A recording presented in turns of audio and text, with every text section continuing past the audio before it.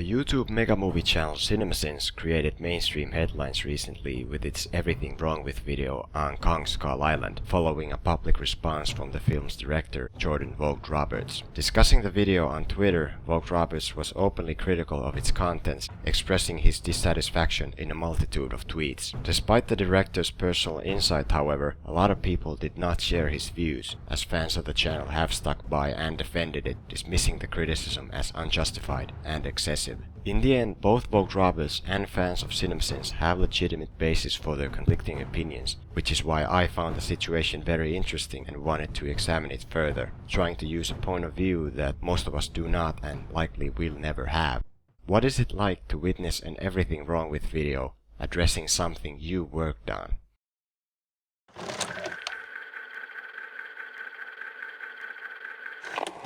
To be fair to the people behind CinemaSins, they have publicly stated multiple times that the content they produce is just for fun and not meant to be taken seriously, and they have gone as far as to do a video mocking themselves. Granted, this video was years ago and only 3 minutes long, but still, personally, from what I've seen of them, I do believe what they're saying. I believe that both creators of the channel, Jeremy and Chris, are good people and aren't doing this to offend anybody. But at the same time, this takes us to that famous age-old conundrum. Does implying something as a joke justify saying whatever you want?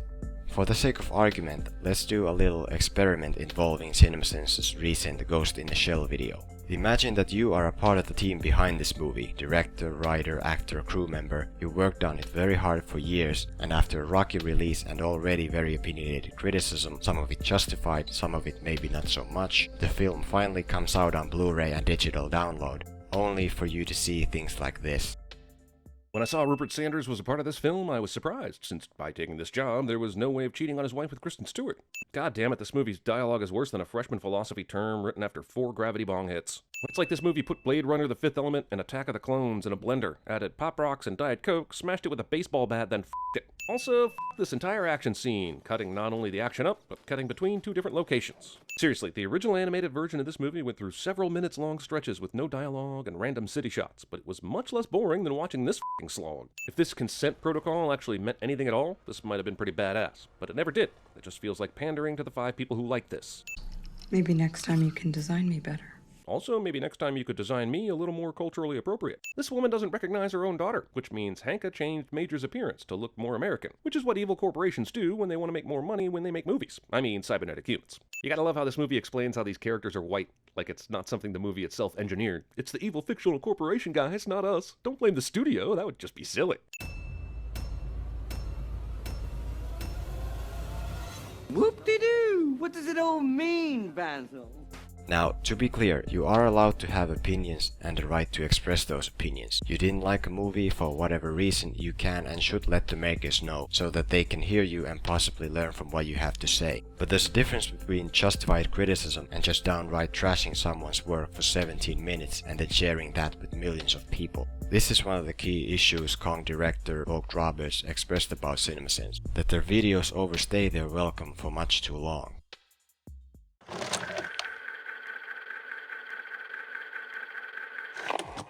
If you were a fan of CinemaSins back when it first launched, like I was, you know that the channel has gone through quite a transformation over the years when it comes to the nature of videos it makes. What started out as a witty and focused few-minute friendly chat series has become a bloated, often mean-spirited spectacle, as suggested by the Kong director. 4 minutes of snarky remarks can feel acceptable, but dragging this out to 1/3 of an hour just might start to come off as being nasty. But why did CinemaSins change? If you have to ask that question, you must understand that we're not talking about some for fun movie enthusiast videos anymore. We're talking about a successful multi-channel business. CinemaSins has grown massive over time and has expanded to multiple genres. They sell merchandise, they employ writers, they built themselves a brand worth millions of dollars. This naturally has affected the way they do business, as it should, and the way YouTube works today. Financially, it's just much more lucrative to upload lengthier content. Few-minute videos might be more focused and to the point, but 18 minutes simply generates much more income.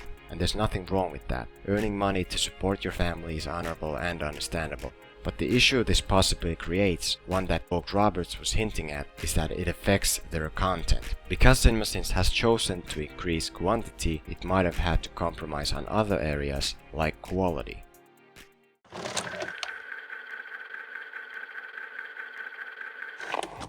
As Vogt-Roberts suggests, now that CinemaSins videos are longer, it means they're cutting out less and leaving in more, even content that perhaps isn't in such good taste. But on the other hand, since the current internet culture favors negativity and conflict, this has allowed the channel to keep growing, surpassing even the fellow movie giant Screen Junkies, which tends to be more amicable and filmmaker friendly.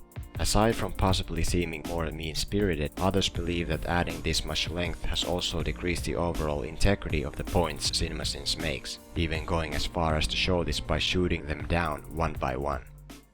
The main problem with the channel is that the average viewer could watch their videos and be genuinely misinformed about the quality of a movie. Did Sherlock have a head start on them? Or is he actually parkouring faster than the cops in the horse and buggy using the rope? Horse and buggies weren't designed to go fast. They average 4 miles an hour. Building where they're having a black magic sacrifice of a young woman isn't locked. It is locked. You just showed Sherlock kicking the lock open. I don't know how good at deductive reasoning he is, but he wouldn't have been able to guess that guy had a floating rib. It's easy to guess considering floating ribs are the last 2 sets of ribs on your ribcage and are a natural part of human anatomy. Are we sure this girl doesn't deserve to be sacrificed?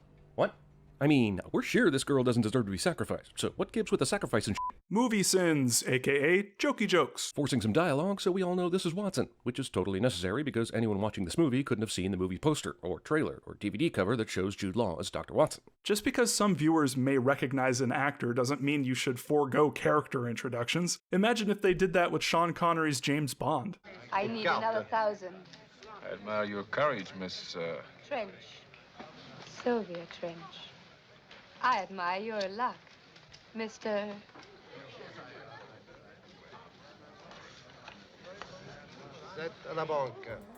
In addition to people on YouTube, faulty sins have also been pointed out by filmmakers themselves, as was the case with their Rogue Nation video. This is not possible, movies. Stop telling me it is. Here CinemaSins criticizes the veracity of Rebecca Ferguson's disappearance, but look closely and you'll actually see her running off, meaning that this was indeed done on camera. The director of the movie, Christopher McQuarrie, pointed this out on Twitter, to which the channel did respond with respect. But still, the video and the false criticism is still up to date, year and a half later. To be fair though, this is just a minor mistake, something everyone can be expected to make. It isn't a big deal on its own, but it does show that the longer your videos are and the more movie sins you feature, the more difficult it is for you to keep up quality and fairness.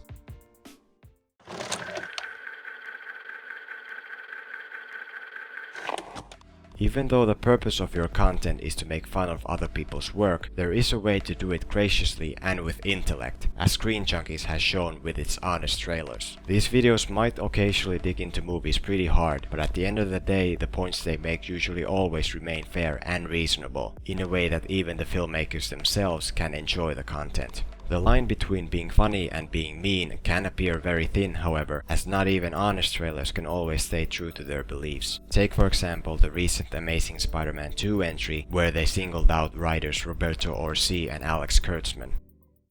Lower your expectations, because the same guys who wrote Star Trek Into Darkness and a bunch of bad Michael Bay movies are back, and you can bet they'll be ruining something you loved as a kid. Not only is this shot uncalled for, it also isn't really even properly justified. Into Darkness was generally very well received, a lot of people liked the first Transformers, and while The Island might not be the most memorable movie, it's still hardly suitable to be downright called bad. The only film here you maybe could apply this to is Revenge of the Fallen, but should you do a bit of research you'd find that it was developed during the writer's strike of 07-08, meaning that though on paper it was written by Orci and Kurtzman, they didn't actually write it in a traditional sense. But now millions of people might think otherwise. Single out moments, single out problems, don't single out people. If the person isn't some well-known household name like Michael Bay, don't do it, because it's just bad form.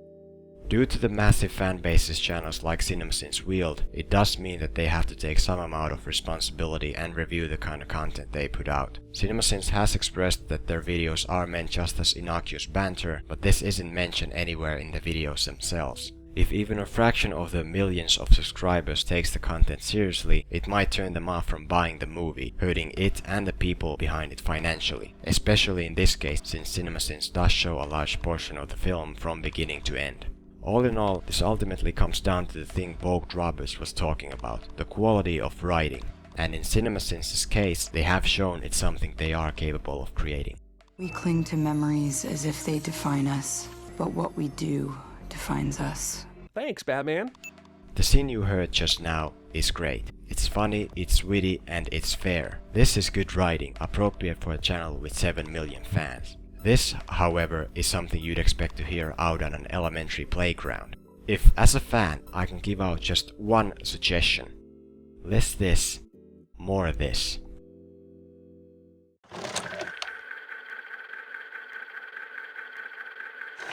Just to be clear, my intention here with my channel of over 40 subscribers isn't to create ill will against anyone. If you agree with some of the things discussed here, don't just hurry off to dislike CinemaSins' content, but instead go and express your opinions to them so that they can really consider doing something about it. Granted, changing things might mean more work, it might mean more condensed content and thus less revenue, but enjoying what CinemaSins has created, I believe it's worth it. For them, their fans, and the people whose work they critique.